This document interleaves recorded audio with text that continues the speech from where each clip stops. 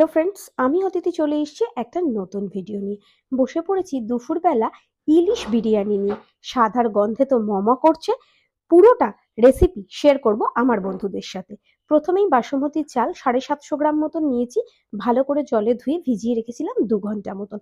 তারপরে হাঁড়িতে জল গরম বসিয়ে দারচিনি, ছোট এলাচ, লবঙ্গ, নুন আর সাদা তেল দিয়ে ভাতটাকে 80% কুক করে নিয়েছি। তারপরে দেখো ইলিশ মাছ, পেঁয়াজ কুচি, টক দই, পেঁয়াজ রসুন আদা লঙ্কা বাটা, আর নিয়ে নিয়েছি গুঁড়ো কিছু মশলা, নুন, চিনি, লঙ্কার গুঁড়ো, গোলমরিচ গুঁড়ো, আর সাথে লাগবে বিরিয়ানির মশলাটা।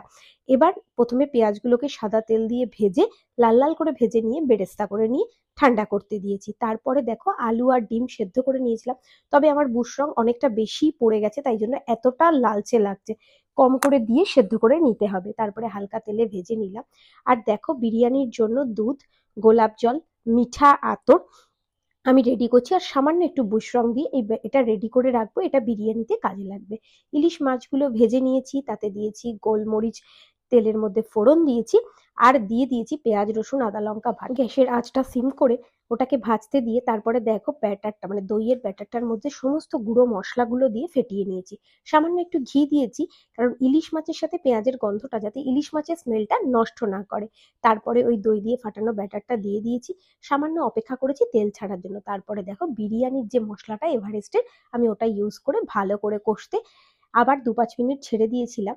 যখনই তেল ছেড়েছে তখন একটু গরম জল দিয়েছি। ভালো করে ফুটে গেলে ইলিশ মাছগুলো দিয়ে দিয়েছি।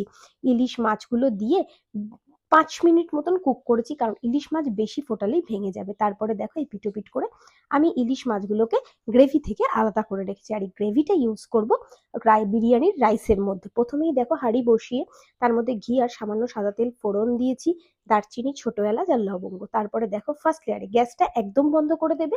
ফার্স্ট লেয়ারে আলু, তারপরে খানিকটা রাইস দিয়েছি। তারপর প্রত্যেকটা লেয়ারে লেয়ারে ডিম, গ্রেভিটা, দুধের যে ব্যাটারটা তৈরি করেছিলাম সমস্তটা লেয়ারে লেয়ারে দিয়েছি। একটু ঘি, সামান্য একটু নুন, সমস্ত কিছু দিয়ে তারপর পরপর পরপর লেয়ারগুলো সাজিয়ে নিয়েছি, আর তার সাথে অ্যাড করেছি বিরিয়ানির মশলা আর পেঁয়াজের বেরেস্তাটা। ইলিশ মাছগুলো আমি একদম উপরের লেয়ারে দিয়েছিলাম যাতে কোনোভাবেই তুলতে গিয়ে ভেঙে না যায়।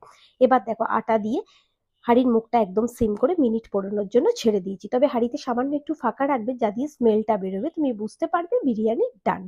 দেখো আমার অলমোস্ট বিরিয়ানি ডান। গরম গরম ইলিশ বিরিয়ানি নিয়ে বসে পড়েছি।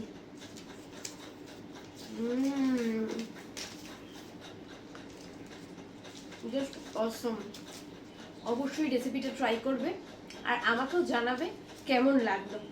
চলো টাটা, দেখা হচ্ছে তোমাদের সাথে পরবর্তী ভিডিওতে।